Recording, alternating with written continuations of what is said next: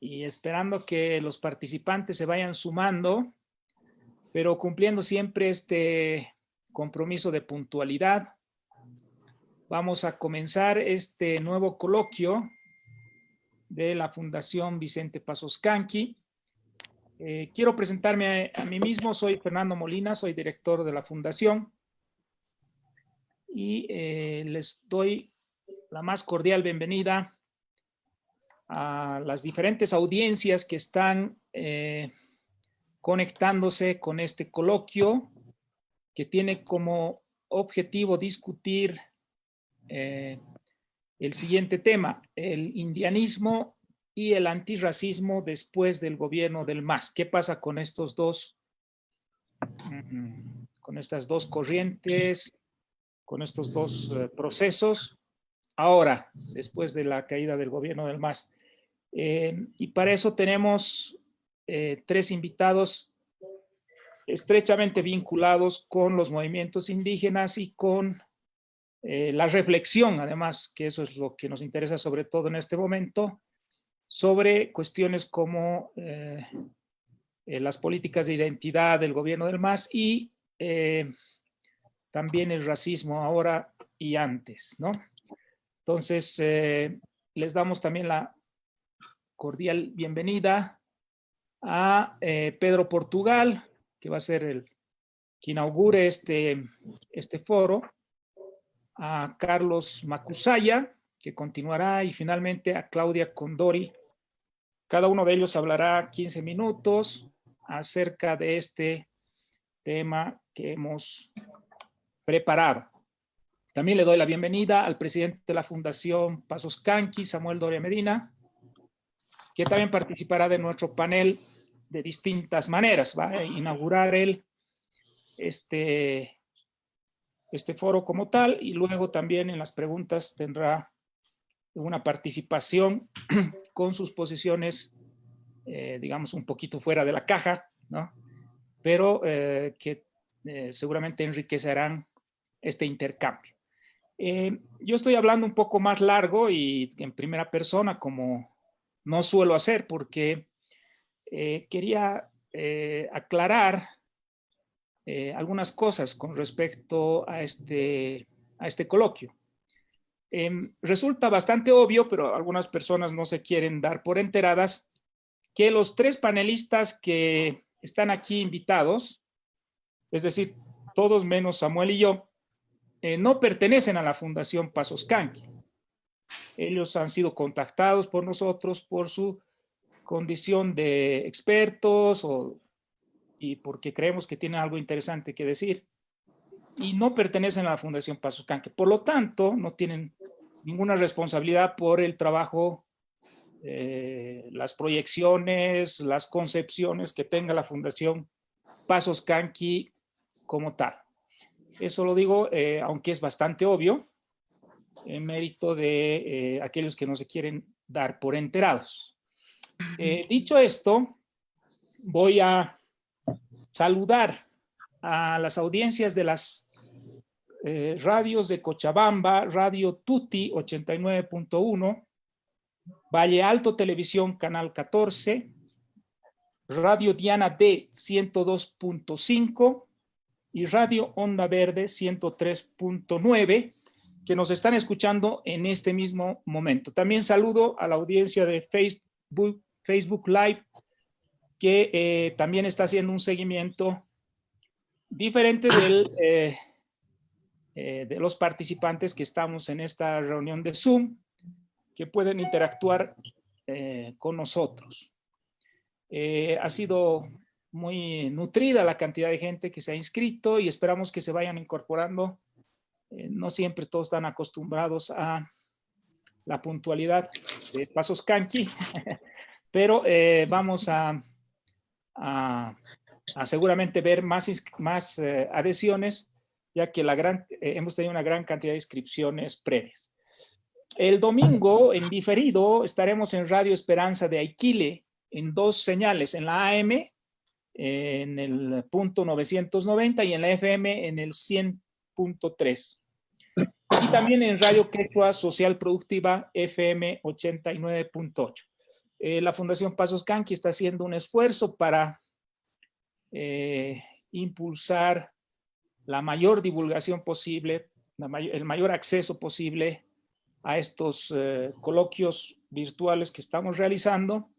Y así que tenemos muchas plataformas diferentes para que ustedes, amigos, puedan escuchar partes o la totalidad del coloquio.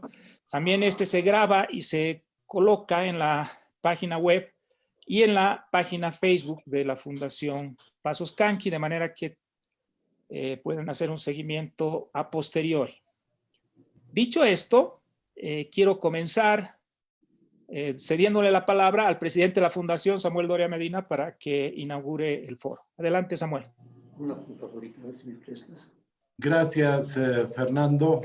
Saludar a Pedro Portugal, a Carlos Macusaya, a Claudia Condori y a todas las personas que están presentes en este coloquio virtual. Con Fernando hemos estado detrás de tratar este tema tan importante porque está claro de que ha habido un gobierno que ha llevado adelante durante 14 años ciertas políticas, algunas muy equivocadas, otras correctas, y lo que queremos lograr en este seminario o en este coloquio virtual es poder analizar las mismas y poder ver qué es lo que hay que corregir, qué es lo que hay que mantener, y justamente Fernando ha seleccionado a intelectuales del mundo aymara que están mucho tiempo en este tema para que nos den su criterio y nos den su visión desde el mundo aymara. Y yo solamente quiero introducir el tema. Creo que en primer término hay que ver el hecho de que el gobierno del MAS ha desarrollado unas políticas determinadas respecto a las luchas indígenas y respecto al antirracismo. En cuanto a las luchas indígenas, hemos sido testigos que las aplaudió cuando eran favorables al gobierno o cuando eran favorables a Evo Morales o cuando se enfrentaban con empresas. En cambio, ese mismo gobierno rechazó y hasta reprimió políticas de las luchas indígenas y políticas antirracistas cuando eran críticas del gobierno de Evo Morales. Tal vez el ejemplo más conocido es el del TIPNIS, pero también hay otros ejemplos menos conocidos, como la oposición de Evo Morales a que se formara una bancada indígena en el Parlamento Nacional, porque quería que todas las reivindicaciones indígenas se expresaran exclusivamente a través del MAS. También en la política antirracista del MAS se cometió serios desaciertos. Se usó el antirracismo sin basarse en parámetros principistas. Se utilizó el antirracismo como un instrumento en contra de sus rivales políticos del momento, lo que desprestigió esta importante política estatal. Pese a ello, también han habido varias cosas acertadas. El anterior gobierno, sin duda, tuvo algo que decir sobre las identidades subnacionales. Creo que el elemento más importante tiene que ver con la creación del Estado plurinacional como una medida para que los indígenas no solamente estuvieran representados en el Estado como ciudadanos iguales ante la ley, sino también como indígenas.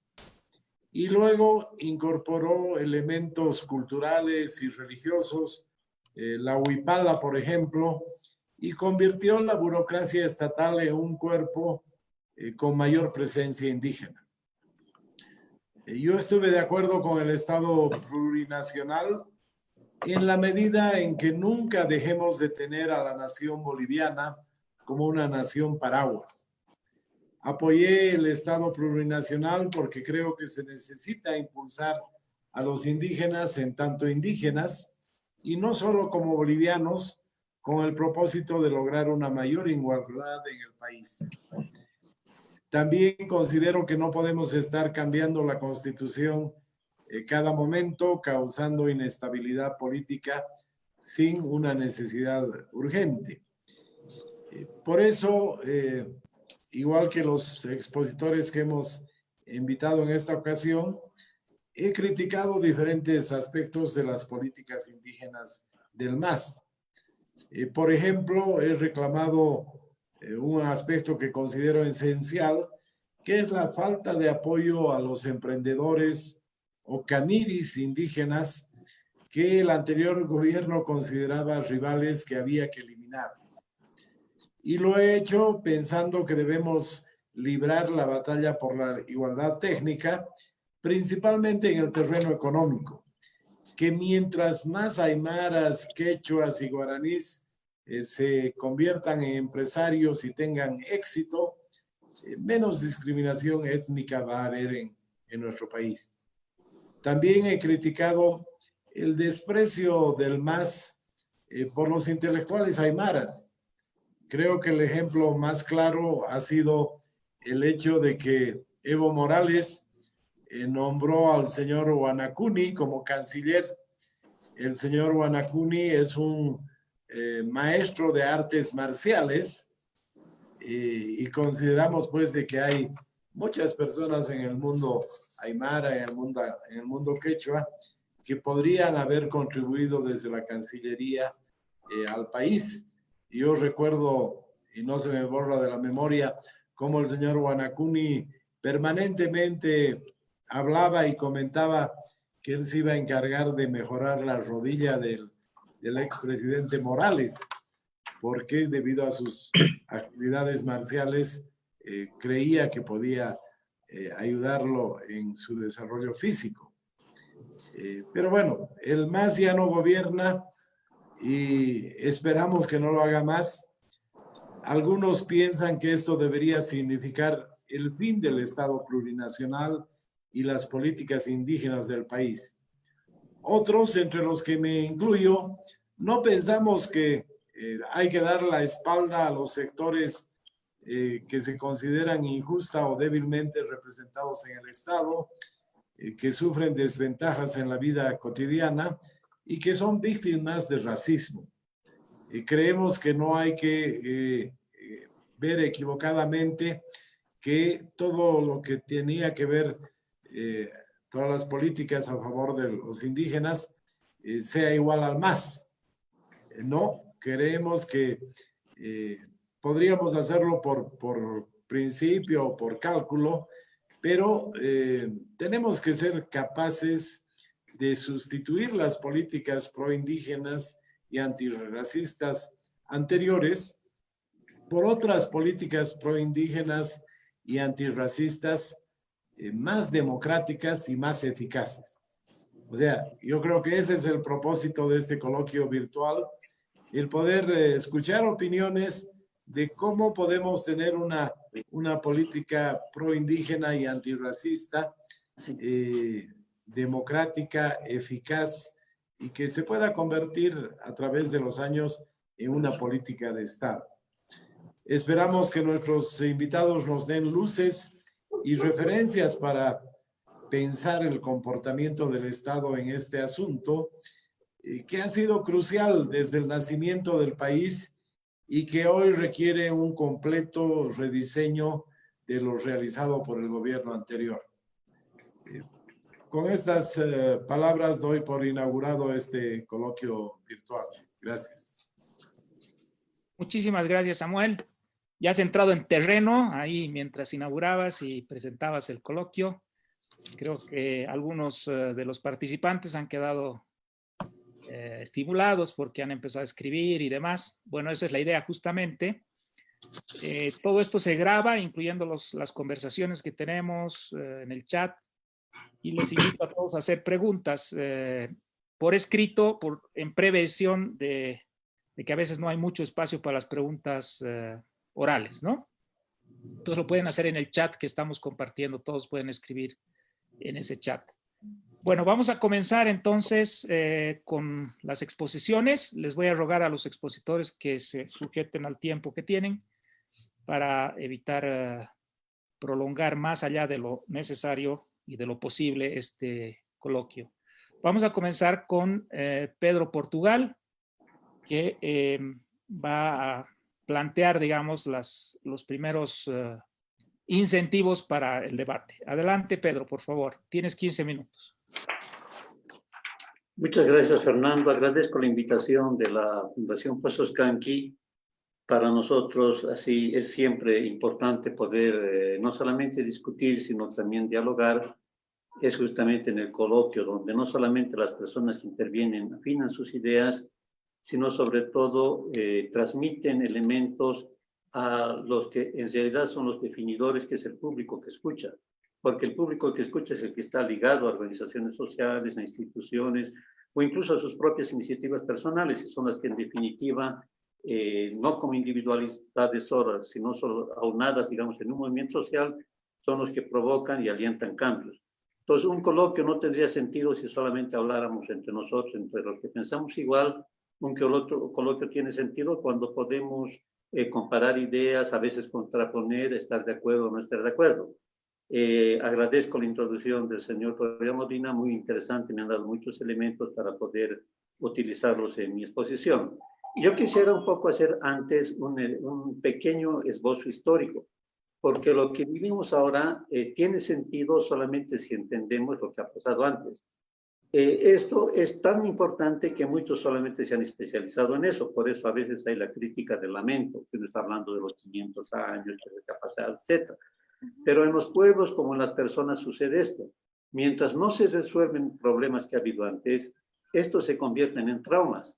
Y el trauma no puede ser una cuestión que se le arroja, digamos, en la cara a alguien, sino debería ser una constatación de algo que necesitamos, digamos, solucionar. Y todos los problemas que estamos viviendo, todos los aspectos que estamos viviendo, tienen raíces históricas. Entonces, si históricamente también lo solucionamos, podemos efectivamente transformar la situación y hacer que Bolivia entre, digamos, a nuevos aspectos. Yo creo que un aspecto muy importante es que históricamente no nos hemos constituido como nación y como Estado. Como nación en sentido de un conglomerado, digamos, en el cual hay diversos componentes, pero vámonos fundiendo en referencias comunes. Vamos a tener, digamos, puntos de vista básicos, elementos simbólicos, anímicos que nos van a impulsar en el mismo lugar y coherencias que van a ir desarrollando, digamos, cierta homogeneidad positiva entre todos. Y el Estado, que es justamente la administración de esta sociedad. Entonces, como no hay todavía una nación, por eso se habla de plurinacionalidad, por ejemplo, que no es un aporte a mi modo de ver, sino la constatación simplemente de un fallo y uno de los intentos de poder solucionar esto. Entonces, tenemos que constatar que evidentemente no hay Estado, es decir, no hay una administración, porque una administración no solamente tiene que comprender a quienes los administran, sino tiene que reflejarlo. Y en Bolivia como tenemos todavía diversas mentalidades, diversas percepciones históricas, el Estado tiene que estar al servicio de unos y tiene que estar al desmedro de otros. Esto no sería grave, si lo podemos llamar así, si por lo menos tuviésemos una especie de conglomerado nacional caótico y un Estado más o menos viable. Pero lo que nos muestra cada día, digamos, la situación es que es al revés. Estamos patinando en el subdesarrollo, estamos patinando en las injusticias y sobre todo nos deslizamos siempre en la inestabilidad política. Y para esto tenemos que ver no solamente los dos últimos que voy a tratar en detalles, el gobierno del MAS y el actual gobierno, sino estos dos últimos reflejan lo que ha pasado antes en toda la historia de Bolivia. Inestabilidad, golpes, corrupción, ineficiencia en el manejo y sobre todo la postergación de una población grande, que es la población indígena. Ahora, ¿en qué se basa este problema histórico? Este problema histórico se basa en lo siguiente, ¿no es cierto? O sea, aquí había una población local que eran los indígenas y esta población local ha sido agredida por la llegada de nuevas personas. Esto en sí no es bueno ni es malo, ¿no es cierto? Llega a ser, digamos, una especie de estereotipo cuando solamente nos fijamos en ello. Porque si vemos toda la historia universal, ha sido siempre la movilidad de poblaciones, y es posible que incluso hasta aymaras o otras poblaciones hayan llegado después que había otros habitantes establecidos. Lo importante es cómo se integra y cómo se crean nuevas identidades. Y nadie puede negar que los actuales habitantes, que llamamos indígenas, lograron consolidarse y lograron ser coherentes con su propia venida, si es que han venido de afuera, y con las poblaciones locales que había. Entonces, esto se ve, digamos, en la construcción de grandes sociedades, que eran las sociedades criollas, la integración después en el proyecto estatal, que eran los incas, y esta disfunción solamente llega cuando vienen los españoles. Entonces, los españoles, es muy importante tener en cuenta, no tuvieron ninguna intención de crear una realidad política nueva. Su idea simplemente era explotar las materias primas, ¿no es cierto?, y llegar lo más antes posible a su madre patria con el título de ricos, de poseedores, etc. Y la posesión se la daba midiendo el acceso a la riqueza, y las riquezas se las tenían primero por el extractivismo y por el trabajo gratuito de personas que trabajaban para ellos. Entonces, dos elementos constitutivos, uno que es económico y uno que es político, vemos que se mantiene hasta el momento. O sea, Bolivia marcha simplemente por la extracción de riquezas, ¿no es cierto? Y de que se agota el mineral, entonces todos felices porque ahora tenemos gas, porque tenemos petróleo, y encontramos después el litio, mañana vamos a encontrar, digamos, cualquier materia prima. Entonces, esta cuestión de simplemente sacar sin ningún esfuerzo, de no desarrollar el intelecto, no desarrollar lo intelectual, no desarrollar los mecanismos para poder hacer sociedades más complejas, es una cuestión que tenemos como herencia colonial. Y lo tenemos también el racismo, porque los españoles vinieron para usufructuar su número de población local, y para que esa población local fuera subyugada, tuvieron que crear un marco ideológico e institucional, ¿no es cierto?, que les pueda permitir su poder. Entonces, todas las instituciones ibéricas fueron hechas para mantener ese sistema. Fue tan perverso que ni siquiera dieron cabida a los criollos, es decir, a los hijos de los españoles, menos a los mestizos y menos a los indígenas. Y digamos, es una de las razones por la cual hubo las llamadas guerras de independencia. El deseo de los criollos de poder administrar y gobernar a lo que creían ellos tener derecho legítimo. ¿No es cierto? Y la mano de obra ha sido, digamos, la mano local. Entonces, para poder explotar una población hay que crear un conjunto de ideas para poder justificar ello. Y se la justificó en el sentido de que los indígenas eran inferiores. Tenían una cultura inferior, eran feos físicamente, se discutió si eran humanos o no eran humanos, porque la única manera de justificar esa opresión. Evidentemente, esto no ha sido lineal, ha habido incluso conflictos políticos, teológicos e intelectuales entre los mismos españoles, pero lo que se impuso es una evidencia, y que todos los estados, toda la administración en América Sur se basó para que simplemente una pequeña casta de españoles puedan sacar el máximo provecho. Entonces, digo, eso es común en muchas sociedades, porque todas sociedades nuevas, sobre todo con contacto de poblaciones diferentes, pasan por ello, pero se resuelve. Y se resuelve de dos maneras. Esa población local va cambiando, mejor dicho, esa población que viene de afuera va cambiando, y va integrándose y creando nuevas realidades, creando justamente nación. O son las poblaciones que han sido subyugadas, las que se rebelan y las que crean su independencia nacional. ¿Qué es eso, la descolonización? La descolonización políticamente es el poder, es el control del Estado. No es como nos da la corriente actual postmoderna, la revelación de culturas, de identidades, 50 nacionalidades, etc.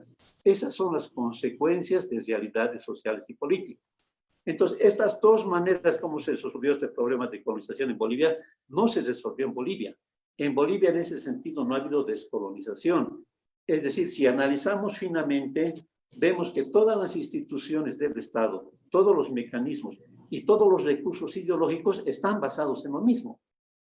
O sea, la gente sigue vanagloriándose por ser más blanco, menos blanco.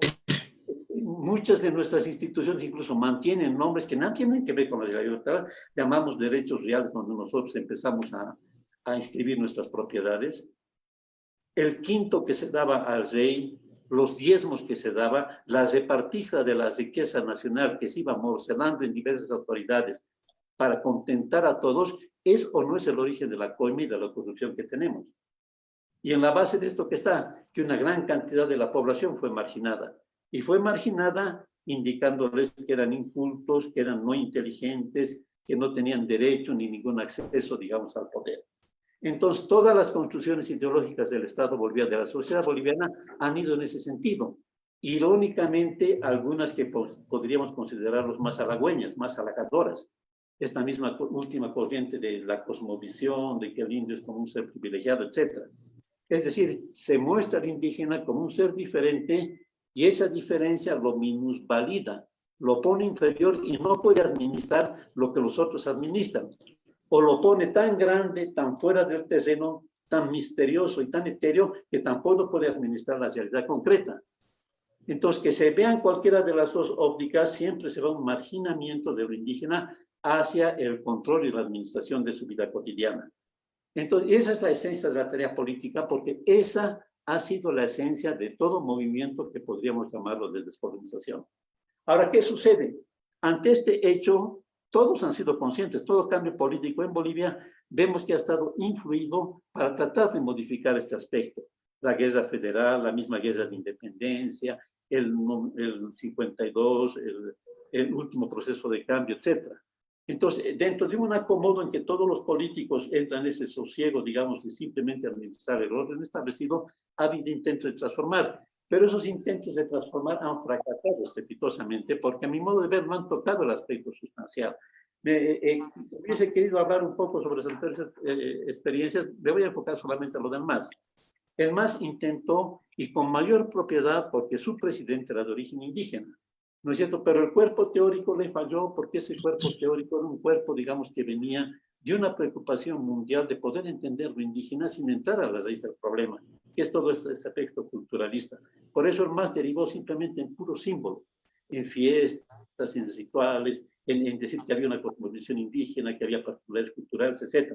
La manera como poner en práctica en la administración del Estado eso que ellos proclamaban fue un fracaso.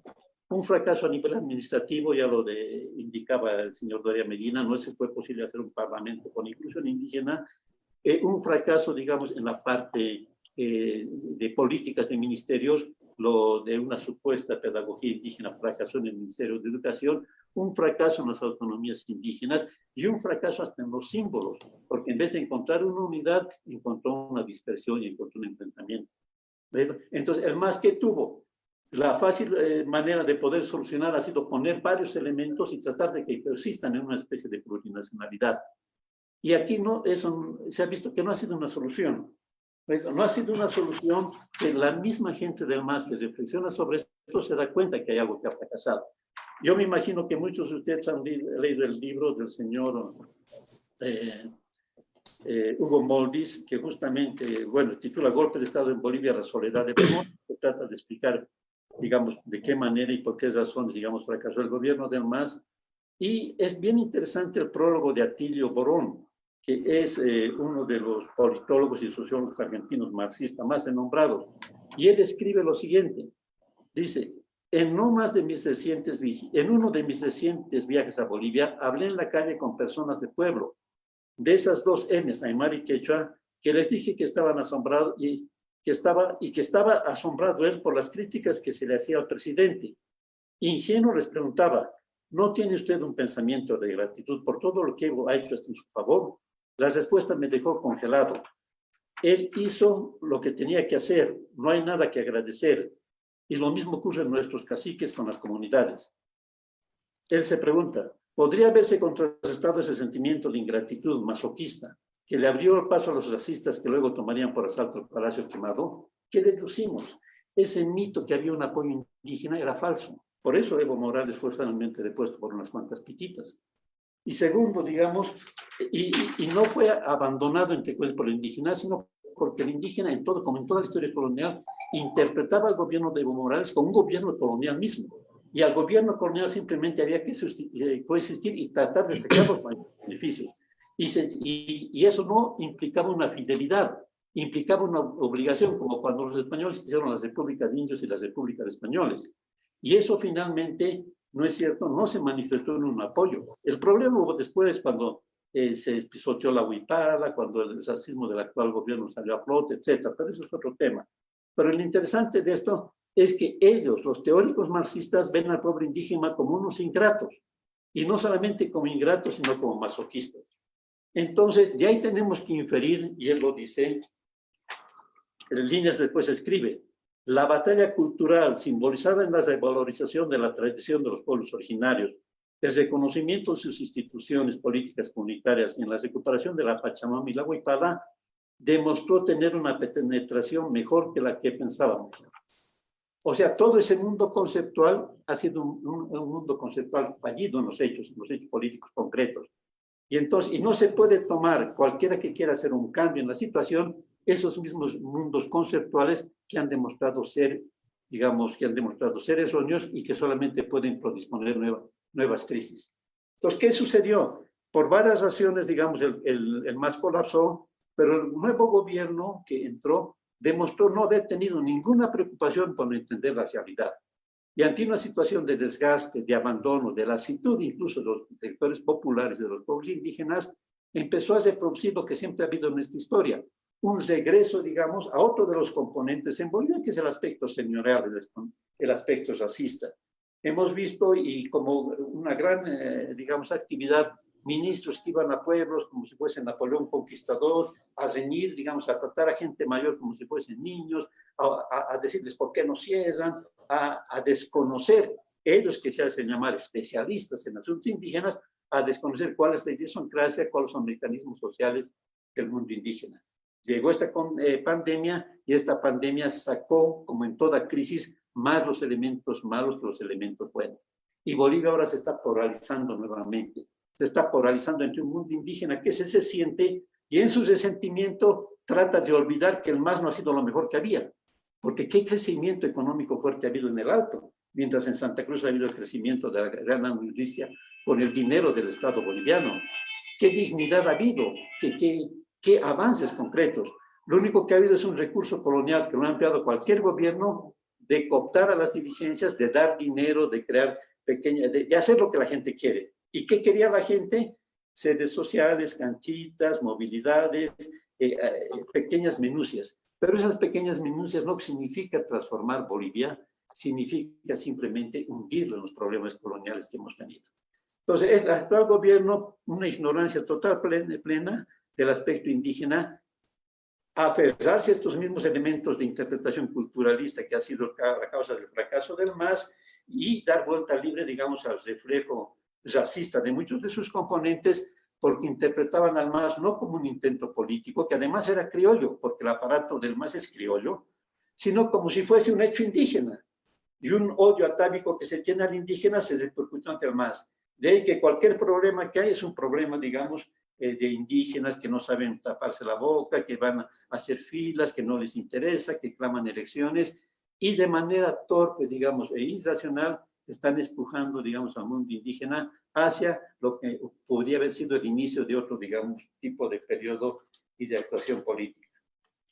Pedro, te voy a pedir que cierres, por favor, ya te saliste un poco. Voy entonces a una síntesis, no solamente actual, sino del futuro. Es inevitable, por simple cuestión demográfica y por el hecho de que los indígenas teniendo acceso cada vez más fuerte, digamos, al conocimiento, que en Bolivia va a cambiar esta situación. El indígena va a tener un acceso al control del Estado. El problema es si lo va a tener solo y contra los otros habitantes que también tienen legitimidad en Bolivia, o si va a haber una coincidencia de objetivos comunes, y no hablar de una bandera o de otra bandera, sino tiene que haber el ensayo de crear una nueva identidad nacional, de crear nuevos paradigmas políticos. Ya pasó el tiempo que el indígena era ignorante, era postergado. Hay gente que acumula poder económico, de ahora Medina habló de los jamiris, hay gente que es intelectual y hay gente que ha sido activista políticamente, por eso tenemos que estudiar bien lo que ha sido el fenómeno de los indígenas. Ahora están surgiendo ciertas inquietudes, sobre todo en gente joven, pero eso va a culminar en un acontecimiento político. Y ese acontecimiento político o va a ser solo o va a ser conjunto. Y ahí no solamente van a tener la iniciativa los indígenas, va a ser un tema de discusión sin paternalismos, sin prejuicios ideológicos, un tema entre todos los que componen la realidad boliviana. Muchas gracias. Muchas gracias, Pedro. Vamos a continuar. Tenemos una pequeña interferencia, a ver si revisan los panelistas sus computadoras. Algo está sonando en alguna parte que se está reproduciendo. Vamos a continuar ahora con la posición y la exposición de Carlos Macusaya. También te damos 15 minutos, Carlos. Adelante. Adelante, Carlos.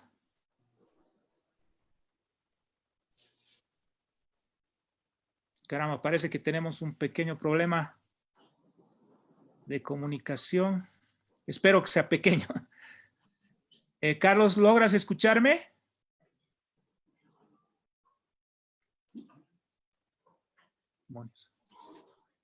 Bueno, tal vez podemos, si estás de acuerdo, Claudia, seguir contigo para que le demos ocasión a Carlos para que se reincorpore. Él ha estado acompañándonos hasta este momento y justo en este momento se ha caído. Sí, seguiremos, por favor, Claudia, contigo. Adelante, 15 minutos, por favor. Sí, bueno, buenas noches a todos. Gracias por la invitación a la Fundación Pasos Canqui. Gracias. Perdona. Carlos, hemos comenzado con Claudia porque te desconectaste. ¿Es posible? Entonces tú cerrarías. ¿Está bien? Hola, ¿me oyes? ¿Me oyes, Carlos? No, estamos con un problema. Adelante, Claudia, por favor. Sí, bien, les decía que pues agradecida por la invitación. Gracias a Fernando, a Samuel. Y no escucho bien, se entrecorta. Sí, a ver un momentito, Claudia, perdón. A ver, intentemos, Carlos, si puedes hablar para ver si te estamos escuchando bien. ¿Me oyes?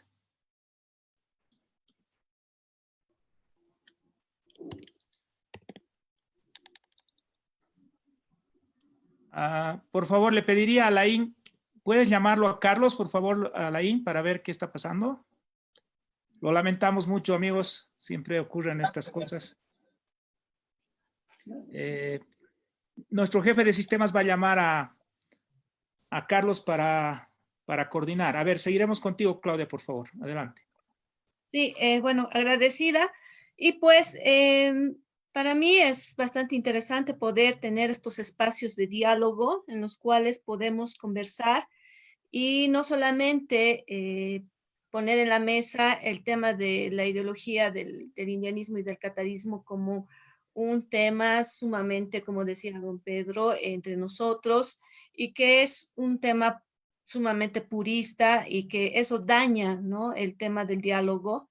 Y pues he visto en las redes sociales que se preguntaban y otros decían y cuestionaban del por qué Samuel Doria Medina está en estos temas y que no le correspondía, ¿no? Entonces son indianistas sumamente fundamentalistas y esencialistas que considero de que son un obstáculo para poder avanzar y hacer política, ¿no? Sobre todo para los aymaras y los quechos. Entonces, es importante considerar este tema y ver que, por ejemplo, Santos Marcatola, Zárate Vilca, Juliana Paza y el mismo Fausto Reinaga han estado siempre en diálogos, ¿no?, constantes con diferentes, en diferentes espacios, con diferentes personas. Entonces, a mí me parece que es importante abrir estos espacios y no solamente decir el indianismo no se debe contaminar, que el catarismo ha muerto y pues, y temas así, ¿no?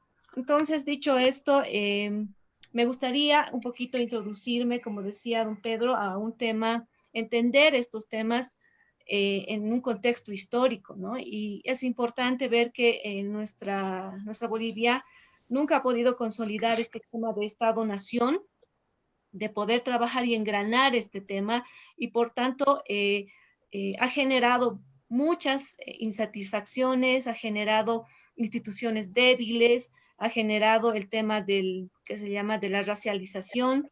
Entonces es importante ver que también esto no permite ver con objetividad de que la gente se sienta representada por un Estado y que pues se sienta protegido por las instituciones. Entonces es importante entender este tema y pues y esto se va reflejando, ¿no? Por ejemplo, en el tema de la justicia, ¿no? La justicia está, de orden social, no está en manos del Estado, sino es la capacidad de las comunidades, de las organizaciones sociales, donde establecen desde sus concepciones cómo tiene que ser definida la justicia. Entonces, en este marco no hay un orden, no hay reglas claras, no hay reglas claras de juego. Entonces, por otro lado, también está el tema de la distribución de las tierras, ¿no? Este tema ha estado siempre presente a través del latifundio. Después, en la reforma agraria han tratado de distribuir y de dar la propiedad al indígena, pero después dijeron, no, es muy peligroso, que hay que protegerlos de ellos mismos. Esta visión ha sido sumamente paternalista, y después vemos que en el gobierno del MAS, por ejemplo, los han parcializado en TCOs, ¿no? En tierras comunitarias de origen. Entonces, nunca se les ha entregado la propiedad de la tierra como ellos venían demandando desde la creación del Estado mismo, ¿no? Entonces, ahí se va sumando un tercer elemento, que es el tema de la representación política, ¿no? Hemos visto que durante la historia este tema ha sido reclamado, y sobre todo en la Revolución del 52, donde se ha tratado de integrar, ¿no?, al indígena, al campesino, con este tema del voto universal y de ciudadanizarlo, ¿no? Que me parece que son visiones sumamente paternalistas, totalmente paternalistas, y que pues esto ha generado segregación, ha generado insatisfacciones y ha generado también el posicionamiento político de varios aymaras y quechuas, ¿no? Entonces, esta lucha del tema de la representación política dentro de este sistema que los indígenas, entre comillas, porque no me gusta utilizar este tema de lo indígena, pero bueno, lo voy a hacer, que este tema se ha convertido como una representación, un sujeto político, ¿no? Esta categoría de lo indio se ha politizado y ha servido de bandera para poder reclamar y demandar todo este tema de la justicia, de la tierra, de la representación política, ¿no? Entonces, tomando en cuenta estos temas, este tema que se llama de lo indígena, ¿no?, designaba a los habitantes como clasificación de un nivel muy bajo, ¿no?, y pues inferiorizaba. Entonces, este tema de lo inferior ha hecho que muchos aymaras y quechuas no se sientan satisfechos, y por tanto comienzan a denunciar con mucha brutalidad, ¿no? Y empiezan a cuestionar cuestionar a un sistema, a un poder que excluye, ¿no? Entonces, por otro lado, ellos no demandaron un tema de armonía, no eran ecologistas, no defendían, digamos, la igualdad de derechos, sino que, pues, que buscaban una representación y una inclusión real de ciudadanía, ¿no? Entonces, ellos han visto como una solución el de incursionar en la lucha política y estar en los espacios políticos. Y ahí vamos a ver que en los años 50 al 80, por ejemplo, los aymaras y los quechuas forjan, ¿no?, organizaciones políticas en los cuales buscan una representación. Y es ahí que, por ejemplo, los cataristas logran posicionarse y logran una representación política. Y ahí vamos a ver a un Víctor Hugo Cárdenas, vamos a ver a un Fernando Untoja, que llegan a estar en estos espacios importantes de representación de esta lucha. Y ahí es donde empiezan a fracturarse, ¿no? Y pues se ven como supuestamente la izquierda dice que el indígena no tiene que ser de derecha, dice que no tiene que traicionar a sus hermanos, y pues empiezan estas divisiones y estas polaridades, ¿no? Entonces, y es ahí que pues en el año 2000 vamos a ver cómo este tema de este sujeto histórico que ha sido el indígena es cooptado por el MAS y es tomado como una bandera de lucha de la clase criolla del MAS. Entonces, esta estructura criolla del MAS que agarra este tema para poder minimizar y subalternizar a lo que era el indígena, ¿no? Y ahí es donde comienza el tema de la folclorización, de los simbolismos, llegando a decir de que, bueno, el indígena no es especial y por tanto tiene que tener universidades especiales, estar en espacios especiales. Entonces, ahí rompe con toda esa lucha, ¿no?, de ciudadanización que buscaba, ¿no?, una igualación dentro de esa pluralidad que es Bolivia. Entonces, y es así que pues ahí vamos a ir viendo y visibilizando el tema del racismo que ya venía desde mucho más antes, ¿no? Entonces, y es ahí que pues este tema del racismo se va viendo, ¿no? Interiorizado y hay un proceso de ocultamiento a través del mestizaje, ¿no? Este mestizaje que Carlos Mesa lo va a posicionar y va a decir, bueno, aquí no ha pasado nada, no hay diferencias, no hay rupturas, el tema de Estado-Nación siempre ha estado ahí muy firme y pues es el concepto y la categoría de mestizo va a ser el culte, ¿no? Estas diferencias profundas y estas dos Bolivias, ¿no? Que están polarizadas, ¿no? Entonces, y el MAS supuestamente viene y dice, ya no hay polarizaciones, hay una representación y por tanto ya no hay segregación racial, ¿no? Y ahí es donde genera y crea el tema de la descolonización como un discurso que supuestamente cambia, ¿no? Estas estructuras raciales y que pues al final se convierten como fachadas, ¿no? De lo indígena y de decir, bueno, el indígena es buenito, tiene la moralidad, tiene que vestir con poncho, tiene que ser bonito. Entonces, y cuando los aymaras y los quechuas viven otra realidad, porque estamos incursionándonos en un mundo globalizado donde tú vas a la universidad y que pues sales de la universidad y no quieres denominarte como indígena. Entonces, es ahí que pues hay diferencias de contextos y de lecturas de realidad. Entonces, es por tanto que en ese contexto el término de, bueno, el hecho de usar saco, el hecho de que tú te blanquees, por decirlo así, el hecho de que uses celular, el hecho de que tengas buenos aparatos, ¿no?, de tecnología, entonces te hace menos indígena.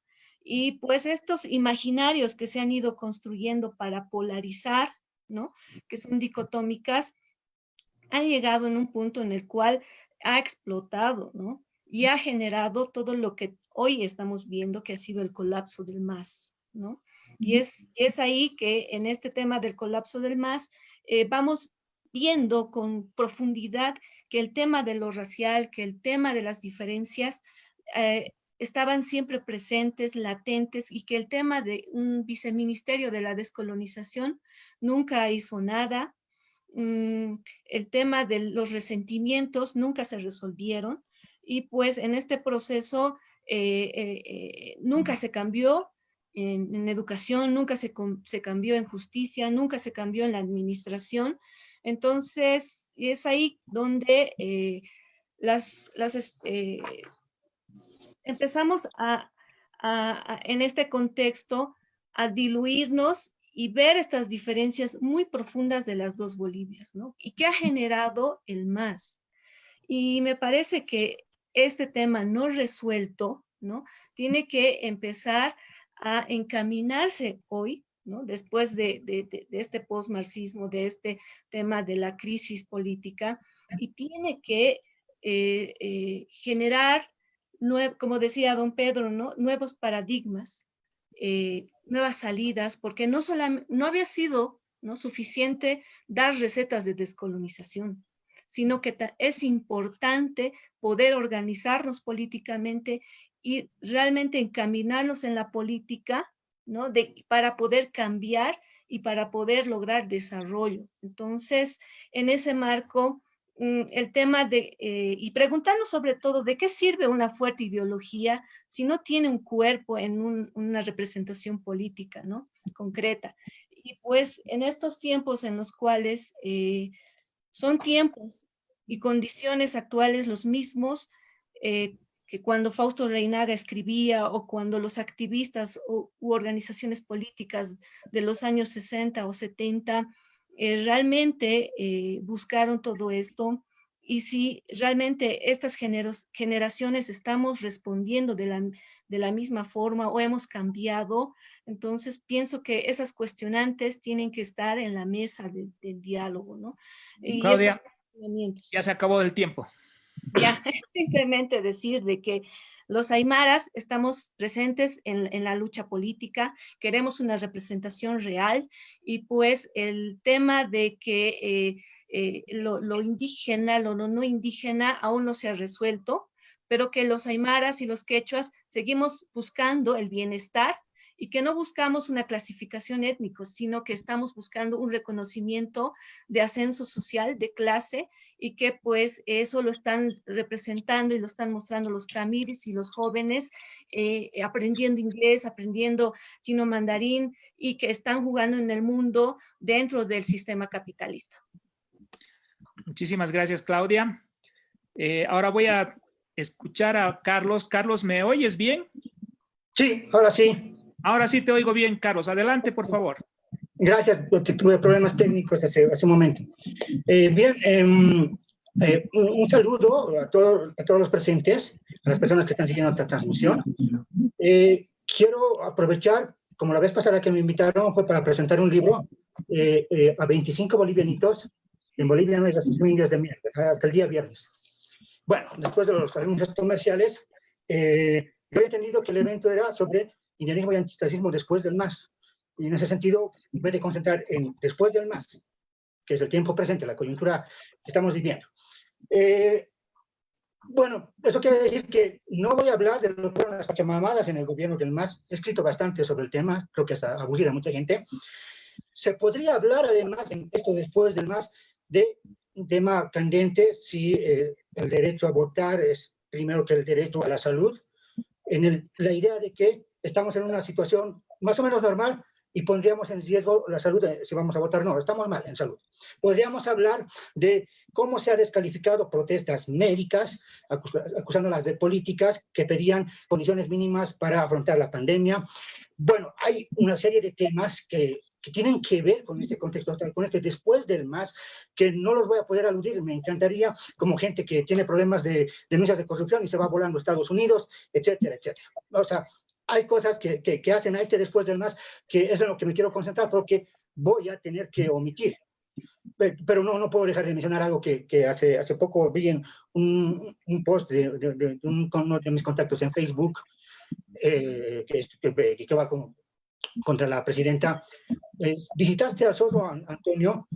Si visitarás a la familia de Esther, a la niña que fue violada y encontrada muerta de 9 años en el distrito 3 de la zona 6 de agosto. O sea, hay muchas cosas que están pasando en este tiempo de distinto carácter, y pues sería bueno tratarlos, pero vamos a hablar de racismo y antirracismo después del MAS. Me he de concentrar en un par de hechos y que se han dado, y a partir o en referencia a ellos voy a decir qué sería antirracista, pero me he de concentrar en hechos que yo considero, pudiendo equivocarme, son hechos que muestran el racismo en la actualidad. No es racismo en general, no solo el racismo en el gobierno, sino el racismo desde el gobierno actual. Voy a hacer la mosca en la sopa, eso quiere decir.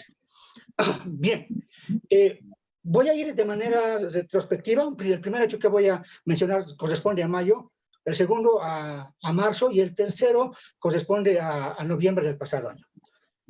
En primer lugar, entonces voy a referirme a lo que dijo el ex ministro de Minería, Fernando Vázquez, sobre su diferencia con los que serían masistas, por su color de piel, por su color de ojos, etc. Claro, fue destituido poco tiempo después por las reacciones que se dieron en redes sociales, no por el hecho mismo de lo que dijo, sino por las reacciones, por las condenas que se dieron. Y bueno, de lo que voy a resaltar esto, me interesa algo muy importante. Hay una clara identificación de quiénes serían no masistas y quiénes serían masistas, qué condiciones deberían cumplir, a pesar de que por ejemplo, Ramón de la Quintana, la señora Montaño, Álvaro García Linera, entre otros, no encajarían en los requisitos que mencionaba el señor Vázquez, porque el tema no está en la precisión de quienes realmente ejercieron cargos, digamos, de definición política en el gobierno del MAS, sino de aquellas personas de las que hay que diferenciarse, a pesar de que haya evidencias de que no necesariamente es como lo pintan. Entonces, yo pienso que en esa expresión del exministro se juega algo muy importante. Hay una visión de país. Está mostrando cómo se entiende el país.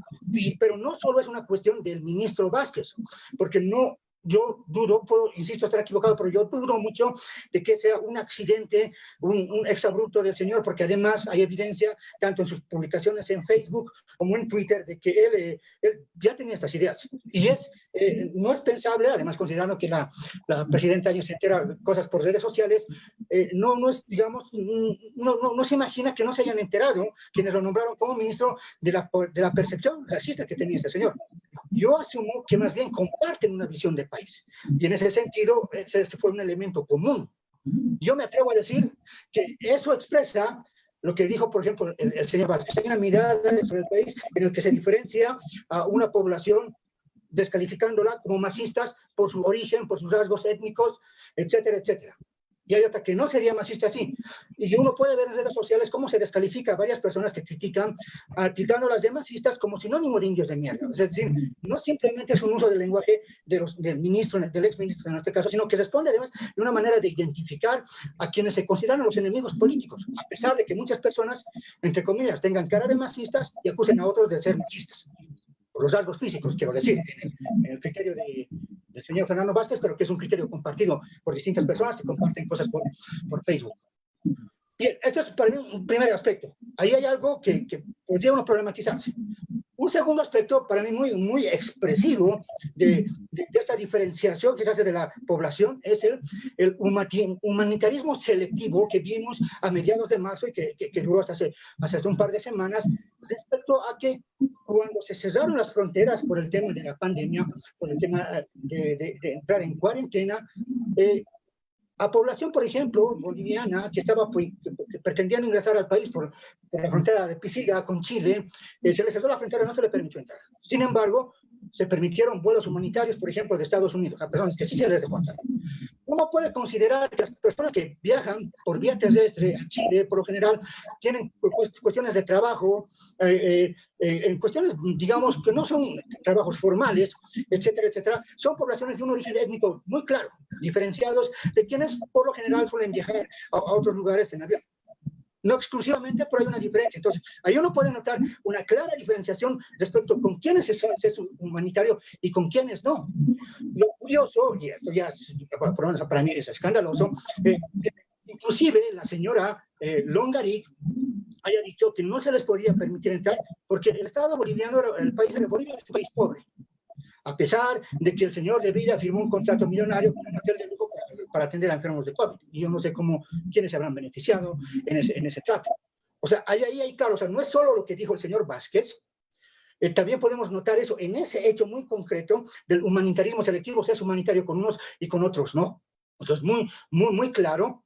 Pero además de ello, un tercer aspecto que me gustaría resaltar es lo que pasó en Sencata, cómo se manejó el tema, a pesar de que hay evidencia de que lo que dijo la versión oficial gubernamental no es, digamos, puede ser desmentida.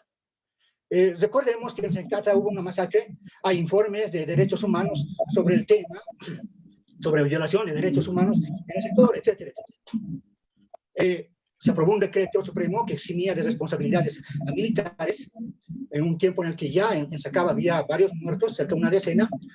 Y cuando pasó esto de Sencata, que estaban protestando como ha sucedido en otras ocasiones, digamos, haciendo un cerco a la planta, evitando que salgan suministros de gas, porque es una manera de presión que se tiene en la zona, se justificó la muerte diciendo, el señor Murillo, el ministro Murillo, acusando de que eran terroristas que además intentaban hacer volar la planta de Sencata a dinamitazos y que habrían hecho volar previamente el muro perimetral de la planta a dinamitazos, ¿no? Y claro, eso se repitió por todos los medios de comunicación, no hubo un sentido crítico, nadie fue a corroborar fuentes, etcétera. Eso fue lo que se repitió. Sin embargo, en redes sociales circuló imágenes donde se ve claramente que ese muro es derribado con las manos, no con dinamitas. Además, hay testimonios que dicen que militares habrían detenido a algunos de los vecinos, los habían conducido al interior de la planta y querían liberarlos. En esa intención, tumbaron el muro. Sin embargo, eso no salió en los medios. Es más, los medios, se podría hablar del papel de los medios en esto del racismo, incluso publicaron notas en prensa, por ejemplo, de que qué hubiera sucedido si los que supuestamente querían hacer volar la planta lo hubieran hecho, cuánto del alto se hubiera destruido. O sea, en el entendido de que la aseveración de Murillo era cierta. Y sin embargo, había evidencia informativa que desmentía que las acusaciones del señor Murillo, y esas informaciones, esos hechos que desmentían lo que decía el señor Murillo, no fueron trabajados en los medios de comunicación, no se los puso en primer lugar, y más bien se alimentó la versión del señor Murillo porque se estaba construyendo la imagen del enemigo. El enemigo son los movilizados y son culpables porque son terroristas y por lo tanto se los pueden matar. Y nadie exige que se esclarezca esa muerte porque se supone que son culpables de antemano. Bien. Lo que me interesa de esto, por ejemplo, ahora, a estas alturas, se ha demostrado que de los que murieron en esas circunstancias, lamentablemente, alguno de ellos era terrorista. ¿Cuál fue el acto terrorista que cometió? ¿Tiene nombre y apellido? ¿Se los puede investigar? ¿Se ha hecho algo de eso? No, no se ha hecho. Y es que la violencia se ejerce contra ciertas poblaciones de manera legítima, en este caso bajo el justificativo de terroristas. Y además una masacre en un barrio del Alto. Nunca hemos escuchado hablar de la masacre en Sencata, porque no se hacen masacres ahí. Cuando se hacen masacres con las personas consideradas ciudadanos de segunda. Eso es algo vigente en la actualidad. Bien, estos 3 ejemplos los quiero tomar. Se pueden tomar otros, pero yo creo que si los tomamos en conjunto, da una idea clara de que hay evidentemente un sentido racista en las prácticas políticas actuales en las que se construye la idea de un enemigo a cualquier persona que tenga rasgos étnicos diferenciables, en el sentido de que claramente lo expuso el señor Vázquez, que no es una visión individual de él, y a los que se criminaliza, por ejemplo, cuando se movilizan. Entonces, estamos viviendo un contexto racista muy claro. No es cuestión del pasado. No es un invento del MAS. Que el MAS haya instrumentalizado esto, sin lugar a dudas. Yo suelo decir que muchos jailones revolucionarios se han servido de denunciar el racismo para seguir teniendo indígenas subordinados. Pero bueno, eso fueron las pachamamadas. Me interesa que en la actualidad ser antirracista a partir de estas consideraciones, por ejemplo, es esclarecer la masacre de Sencata. ¿Qué sucedió realmente ahí? No se puede simplemente decir que han muerto a las personas porque eran terroristas, además de haber aprobado un decreto que eximía de responsabilidad a militares. Se tiene que esclarecer esos hechos, determinar qué es lo que efectivamente sucedió, considerando esas evidencias que desmienten, por ejemplo, la versión del señor Murillo. No puede haber un antagonismo selectivo, no puede haber ciudadanos de segunda, ciudadanos que se les deja fuera de Bolivia varados en la frontera y otros que se les permite tener vuelos humanitarios. Eso es racista, muy claramente racista. No podemos pensar en un país donde, bueno, lo practicamos, pero tenemos que pensar en un país en el que las diferencias de origen no sean determinantes, porque uno de los problemas que los masistas podrían aplaudirle al gobierno de Áñez es que los ha fortalecido con esas prácticas racistas. Los ha fortalecido. Hoy los masistas, sin ser brillantes en estos temas, que lo han instrumentalizado en un momento, hoy se ven beneficiados no porque tengan una campaña brillante, no porque se estén desarrollando políticamente bien en distintos espacios, no, sino porque el gobierno les ha dado las razones que en buena medida la gente va a asumir como, no quiero esto, prefiero de nuevo el MAS. Y eso es un mérito no de los masistas. Ese no es su mérito. Entonces, yo diría, para ir cerrando y no alargarme, pensar en el antirracismo es, lo dije en la primera conversación que me invitaron, allá cuando fue el año pasado, presentamos un libro, desindigenizar.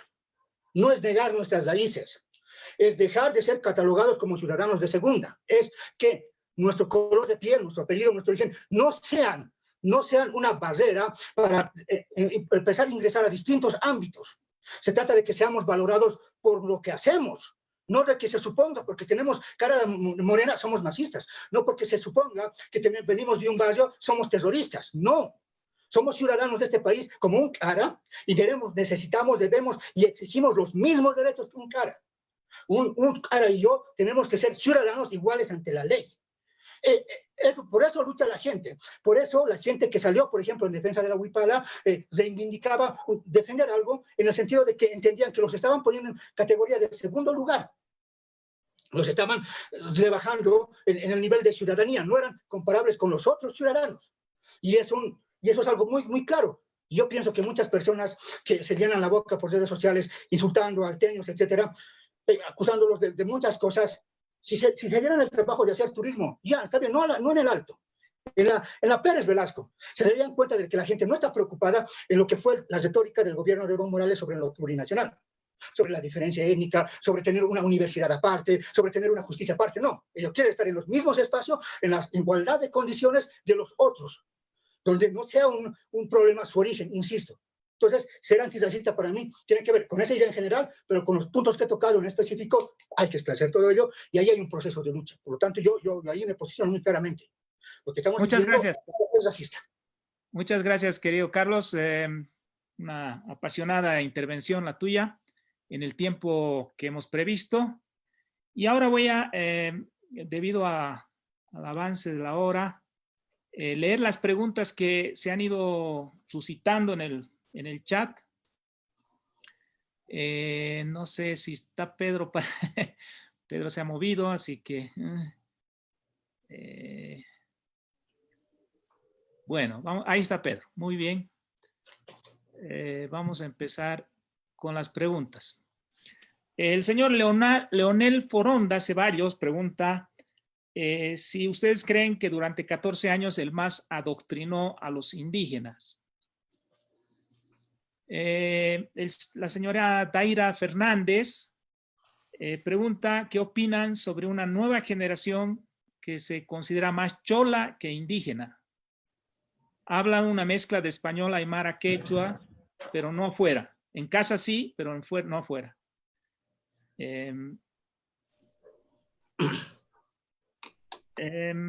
La señora Fernández continúa, dice, ellas están abiertas al folclore, a nuestra historia, etcétera, pero no toman una identidad concreta, sino que se identifican con diferentes aspectos de la identidad nacional. El señor Rubén Maquera dice, ningún Estado ni ningún gobierno ha estado a favor de los indígenas. Y hoy esta historia es todavía peor.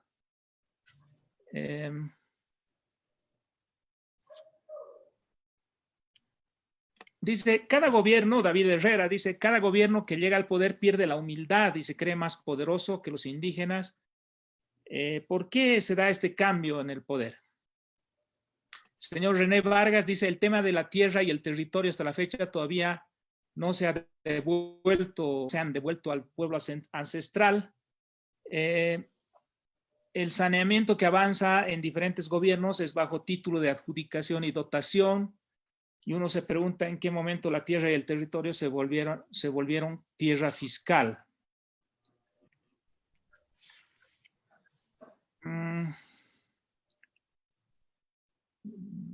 Glenda Yáñez dice, ¿por qué no hablan de que el MAS tuvo que hacer una ley para que todos seamos iguales?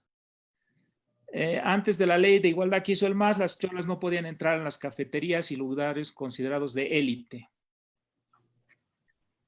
René Vargas, creo que ya lo hemos citado.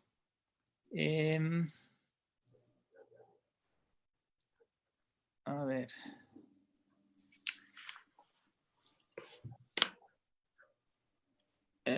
Le preguntan a Carlos Macusaya si el problema que ha mencionado de diferentes tratamientos para diferentes grupos de repatriados a Bolivia durante la pandemia no sería más un problema económico, porque hay muchos camiris que sí viajaron en esos vuelos que sí llegaron a La Paz, mientras otras personas estaban en la frontera, varados en la frontera. Javier Campos Arancibia dice, tomando en cuenta que el indigenismo es un movimiento ideológico de expresión literaria y artística, igualmente político-social, ¿cómo se podría alinear una estrategia estatal para ordenar la relación quebrantada actualmente entre los bolivianos? Mabel Pérez dice, ¿por qué en un país como Bolivia, donde una buena parte de la población es mestiza, existe este racismo? ¿Dónde nació y por qué?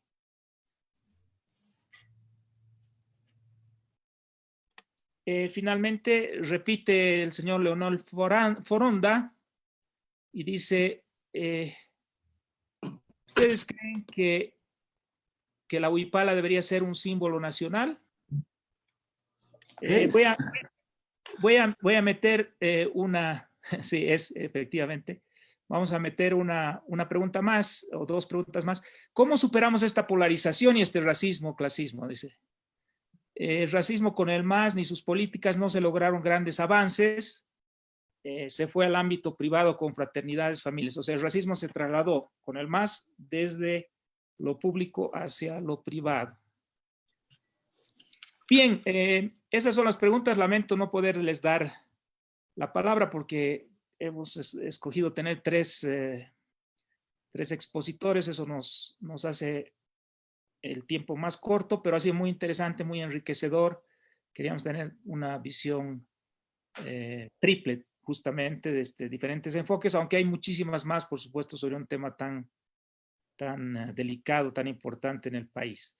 Entonces, les voy a pedir a Pedro primero, a Carlos después, como está en el orden de la exposición, y finalmente a Claudia, que respondan las preguntas que crean conveniente. No creo que puedan responder todas, pero de una manera que no exceda, por favor, los 4 o 5 minutos a lo máximo. Y luego va a cerrar Samuel, por favor. Adelante, Pedro, por favor, adelante.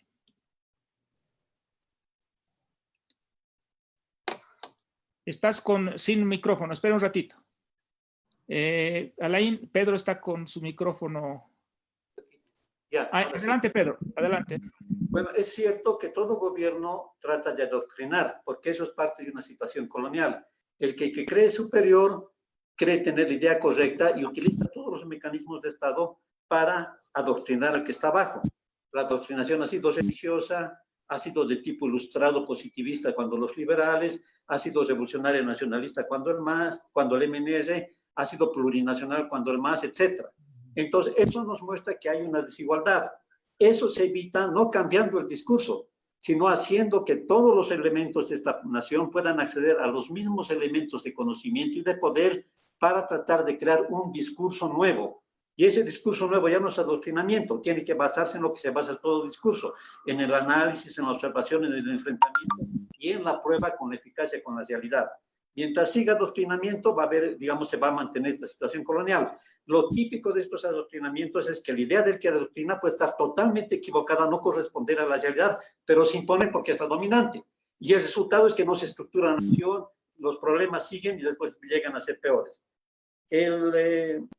El aspecto de territorio y de tierra, evidentemente, lo económico juega mucho, pero eso es un elemento, no se puede reducir todo lo indígena solamente al aspecto, digamos, económico, campesino. El indígena es ahora comerciante, es intelectual, es emprendedor, etc. Entonces, tienen que desechar varios elementos constitutivos de lo que era el análisis indígena para cambiarlo. Y el aspecto de territorio también tiene que ser parcializado. La lucha indígena no es solamente por administrar un pequeño espacio pequeño. Puede ser que en el oriente los grupos indígenas, porque esa es su territorialidad, sea su eje, pero de ninguna manera en los grupos mayoritarios aymaras y quechuas, donde tienen una visión más compleja y más nacional, donde la territorialidad es toda la frontera boliviana y no es un pequeño un pequeño sector. Ahí tenemos que analizar el fracaso de las autonomías indígenas, que ha sido relativamente exitoso en el oriente y ha sido un fracaso sonado, digamos, en la parte aymara y quechua. Las leyes del MAS, evidentemente el MAS hizo leyes, pero lo hizo en el mismo sentido, a mi modo de ver, que todas las leyes que existen en Bolivia. En Bolivia creemos que porque sale una ley el problema ha desaparecido, ¿no? Y en Bolivia tiene el lastre colonial de indicar, echa la ley, echa la trampa. Se cumple pero no se acata pero no se cumple, o al revés. Entonces, además, no olvidemos que la ley del MAS contra el racismo estaba contextualizado para, digamos, enfrentar y poder resolver un conflicto que tenía con los periodistas en ese momento. ¿No es cierto? Entonces, ahora, la eficacia de una ley no está que esté escrita, sino que se cumple y que tenga resultados.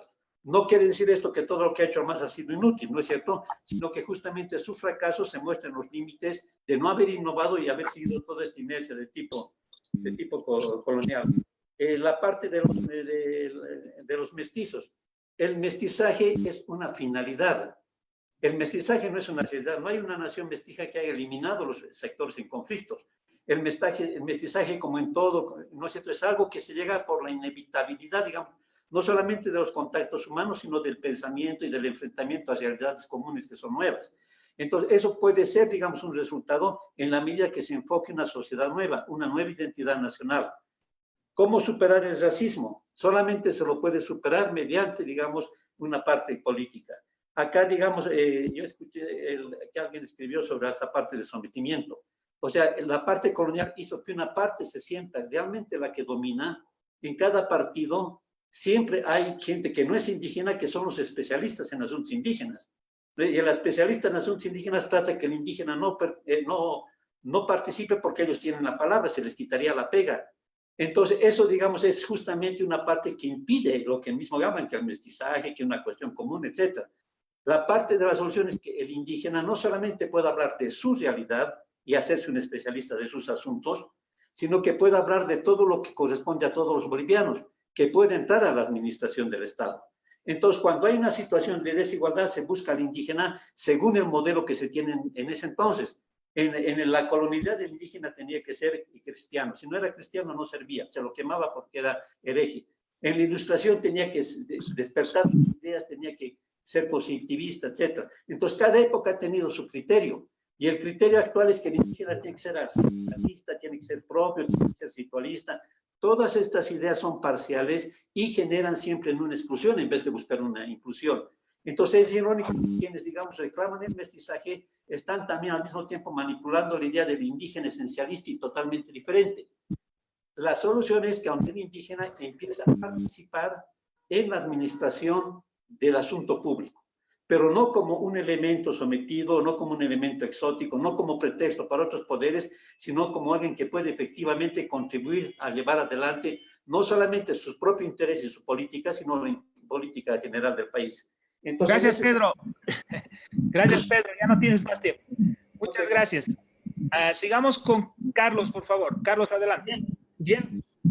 Una primera cosa sobre si han sido adoctrinados o no los indígenas. Yo creo que ahí hay un problema. Se cree que los indígenas serían personas manipulables, sin intereses propios, sin iniciativas. No, muchos indígenas se han sumado al MAS precisamente porque tienen intereses gremiales, sectoriales, y han visto en el MAS una manera de hacer valer sus intereses. No son seres sin iniciativa, no son seres sin capacidad, ¿no? Ahora, desde la mentalidad racista, desde luego, son manipulables. ¿Quiénes se han movilizado en alto? Los han manipulado los del MAS. Es una idea racista porque le atribuye un carácter pasivo o instrumental como un simple juguete a estas personas. Tienen intereses, pueden jugar, por ejemplo, hay mucha gente que juega al juego de la cosmovisión andina en los pueblos, precisamente se visten folclóricamente cuando viene una institución para generar ciertos recursos económicos, pero cuando se va a la institución ya no juegan al folclorismo. Saben a qué están jugando, ¿no? Por una parte. Algo que me parece importante aclarar es esto de la Huipala. Yo creo que sintetiza el punto. Mientras haya poblaciones que son segregadas por su color de piel, por su origen, etcétera, siempre van a emerger símbolos que van a representar esos sectores poblacionales y en el que van a mostrar sus aspiraciones. Para mí en este momento la Huipala es un símbolo formalmente, digamos, del Estado, pero políticamente es un símbolo de lucha de igualdad. Queremos ser igual de ciudadanos como los otros. Y si esas condiciones hay de igualdad, pues capaz que ya no tenga sentido. Pero mientras haya condiciones desde las que hay que luchar, van a emerger símbolos. Y en este caso, desde la condición de racialización, emergen símbolos. La Huipala, su validez no tiene que ver con que sea una reconocida por la Constitución. Tiene que ver porque hay un problema y desde ese problema se van construyendo, se van significando elementos históricos. Sobre Bolivia, ser mestizos o no. Bueno, piensan que en Bolivia la mayoría somos mestizos. Eso supone que creen que hay razas. Y suponen que también hay razas puras. Es una tontería. Genéticamente, no hemos salido nosotros genéticamente de África. Y desde África ya nuestros antepasados pues lo han pasado bien entre ellos. Se han mezclado bien entre ellos, incluso con otros homínidos. Y bueno, tenemos evidencia genética de ello. O sea, no hay ni europeos puros, ni chinos puros, no. Desde África ya salimos mezclados. Pero la categoría de mestizaje es una categoría política que precisamente sirve para encubrir las diferenciaciones raciales, no de raza, sino de jerarquías sociales a las que les atribuimos un sentido de raza. En este sentido, ellos están en bajo nivel, ellos son de tal lugar porque biológicamente están condicionados por eso. Esto es la racialización. Se naturaliza su lugar, pero ese lugar es histórico. Podría cambiar eso, y puede cambiar. Y de hecho, yo soy lo que aspira a que eso cambie. Entonces, el mestizaje más bien es una trampa. Es una trampa que busca encubrir esto. Es una trampa que primero supone la existencia de razas y después piensa que por ser todos biológicamente mestizos no habría problemas. Es como, y esto se escucha mucho en las discusiones, ¿por qué hablan de racismo si todos somos mestizos? No, señores, no se trata de un problema biológico. El racismo es un problema social, no un problema biológico. ¿Por qué no decimos, por qué hablan de racismo si todos somos iguales ante la ley? Escribimos el mestizaje porque tenemos una lectura racializada de la sociedad. Creemos que hay razas. Ahí funciona la ideología del mestizaje. Por una parte, ya para ir acabando, hay algo que me parece importante, en cierta medida lo señaló Pedro Portugal, hay algo para mí fundamental. Las personas consideradas que somos racializados como indios, como indígenas, cualquier categoría que le quieran poner, en su mayoría, en su inmensa mayoría, no aspiramos a dar pena. No estamos buscando que porque 500 años hemos sufrido nos den un cargo, por lástima. Es indígena, denle un cargo. No. En nosotros, como la mayoría de la gente, trabajamos, hacemos nuestro esfuerzo para tener cierta entrada, etcétera, etcétera. No estamos buscando lástima. Eso no quiere decir que no haya un grupo reducido de personas de origen indígena que han usado la victimización para que les den puestos por lástima. Y en ese sentido han reforzado el racismo, porque no se los evalúa por sus capacidades. Y entonces dicen cualquier tipo de un cargo por dar lástima, y en la actualidad igual se puede ver en este gobierno eso. Y como no hace las cosas bien, bueno, los indígenas son incapaces. No se nos juzga por nuestra capacidad, se nos juzga por dar lástima. Y yo estoy en contra de eso. Finalmente, algo que Carlitos. ¿Terminó? Cerra, por favor. Superar dos cosas. Los proyectos para superar el racismo tienen que ver con que indios y no indios se congreguen en un proyecto. O sea, ni modo, nos tenemos que encontrar, nos tenemos que conocer y vamos a ver que no somos muy distintos. Y en segundo lugar, políticas de Estado que busquen eliminar las diferencias jerárquicas en distintos aspectos, en acceso a la educación, en acceso a distintos, digamos, trabajo, etcétera, etcétera, donde tengamos igualdad de condiciones. Éxito sería. Muchas gracias. Vamos contigo, Claudia, por favor. Adelante. Sí, para mí es muy importante poder romper esta dicotomía de los otros y nosotros.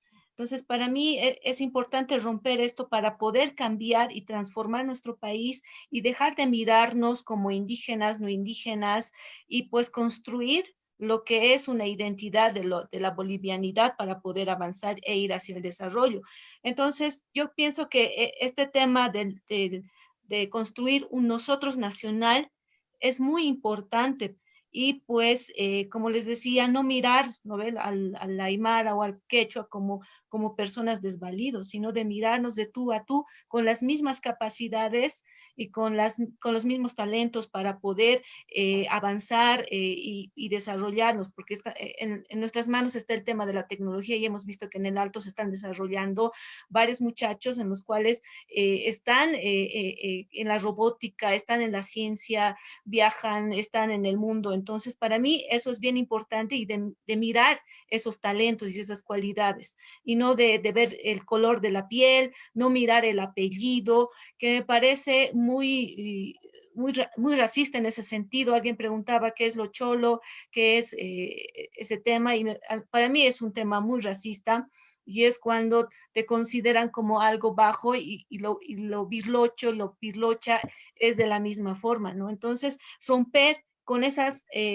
taras mentales que tenemos es importante para mí, y ese tema del mestizaje, como decía Carlos, ¿no? El de romper ese constructo político, ¿no? Ese concepto político, y de poder simplemente de mirarnos como bolivianos que están avanzando en esta pluralidad. Yo no veo que en Argentina o en Chile estén discutiendo este tema del mestizaje, simplemente eso es un tema biológico, pero aquí se ha construido socialmente este tema de lo mestizaje como algo racializado. Entonces, romper eso para mí es muy importante para poder avanzar. Y pues en el tema de los derechos de la tierra, el tema de la justicia, son instituciones que el Estado no ha podido construir con firmeza y que es importante poder trabajarlos y que necesitamos y que los aymaras y los quechuas se nos otorgue el tema de la propiedad para poder avanzar y para poder tener créditos bancarios, por ejemplo, ¿no?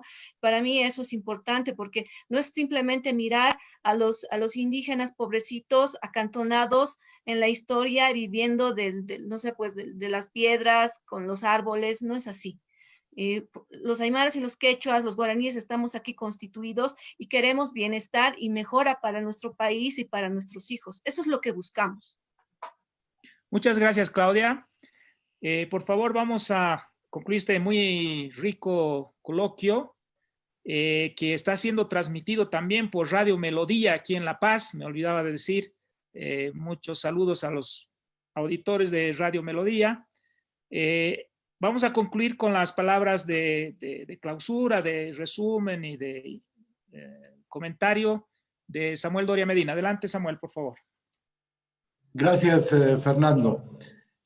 A mí siempre me acusan de ser un optimista incurable. Y yo creo que se puede ver que hay temas que estamos avanzando. Por ejemplo, la presencia estatal. En el pasado había una meritocracia oculta para tratar de evitar de que haya una presencia más diversa en el Estado. Creo que eso ha cambiado y es algo que ha cambiado para quedarse.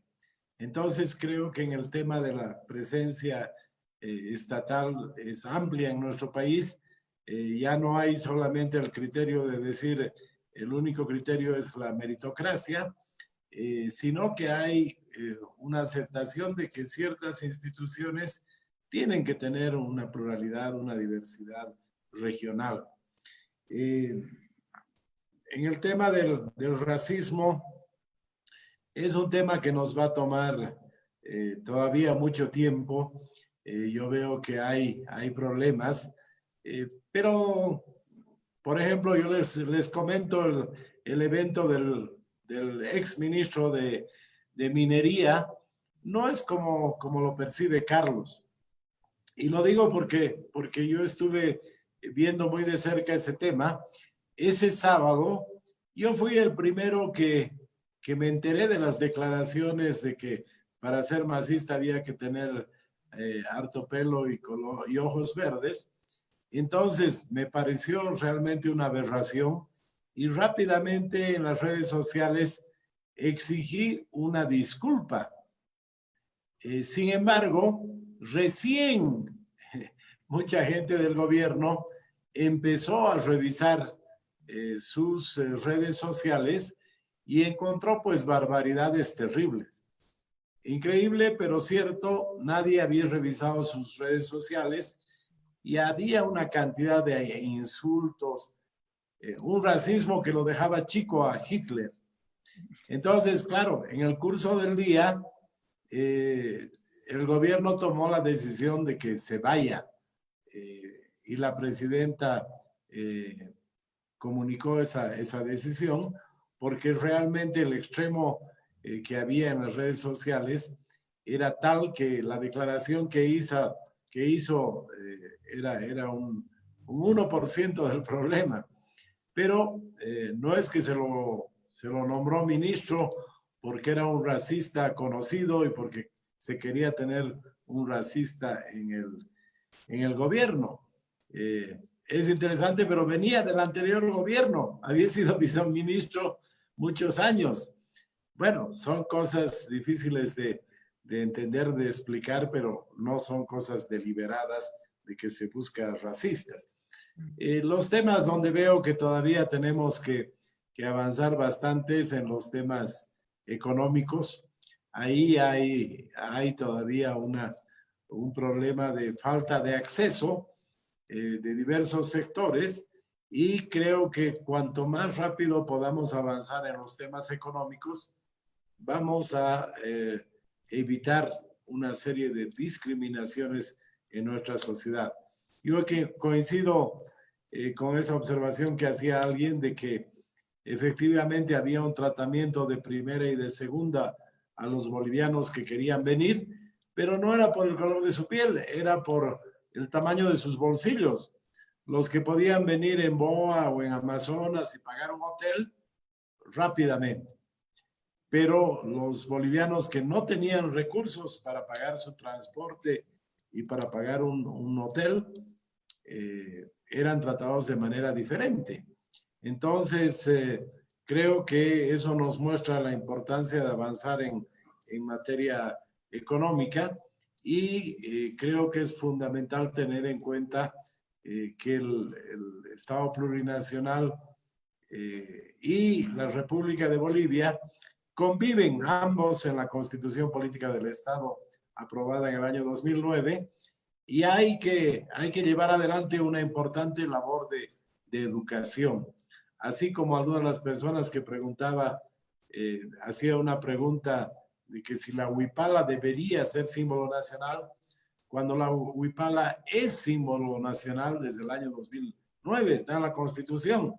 Pero es interesante, y no creo que sea con mala fe, pero yo he visto en muchos cruceños, muchos venianos, que ellos cuando se habla de la huipala, sostienen que la bandera con la flor de Patujú es tan importante como la huipala.